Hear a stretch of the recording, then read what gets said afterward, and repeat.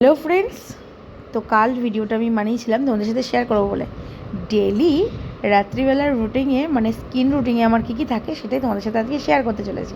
তো দেখো, আমি ঘুমিয়ে পড়েছিলাম বলতে তারপরে কিছুক্ষণ পরেই ভাবলাম আমার তো মুখটা ক্লিন করা হয়নি, যেহেতু আমি বিকেলে বাইরে বেরিয়েছিলাম, একটু হালকা মেকআপ করাই ছিল, সেটাকে আমার তোকে ক্লিন করতে হবে, না হলে আবার র্যাশ ভর্তি হয়ে যাবে। তো যাই হোক, উঠে পড়লাম ফটাফট। উঠে পর আমি ফেস ওয়াশ করে তারপর দেখো এখানে একটা সিরাম নিয়ে নিয়েছি।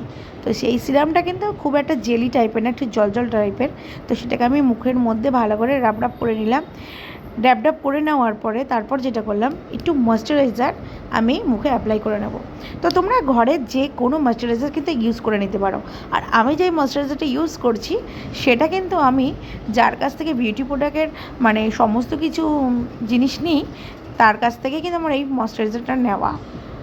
ময়েশ্চারাইজারটা এখন তোমাদের সাথে আমি কী ময়েশ্চারাইজার সেটা আমি শেয়ার করতে পারলাম না, তো অন্য একদিন আমি তোমাদেরকে শেয়ার করে দেবো।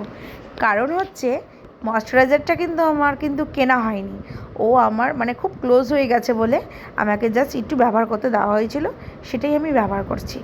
তো যাই হোক, তারপরে যেটা হলো, সমস্তটা কিছু ভালোভাবে করার পরে যেটা হয় না, মাথার চুলগুলোকে একটু আঁচড়িয়ে নিয়ে আমি শোবো। তো দেখো, চুল তো বলতে গেলে নেই, সবই উঠে বাড়িয়েছে, এবারে আমি স্মুথনিংও করাইনি। তো তারপর আমার পেছনে ছিল না আমার মানে ছোটোবেলার দেবতা গুরুদেবকে প্রণাম করে পর ঘুমিয়ে পড়বো।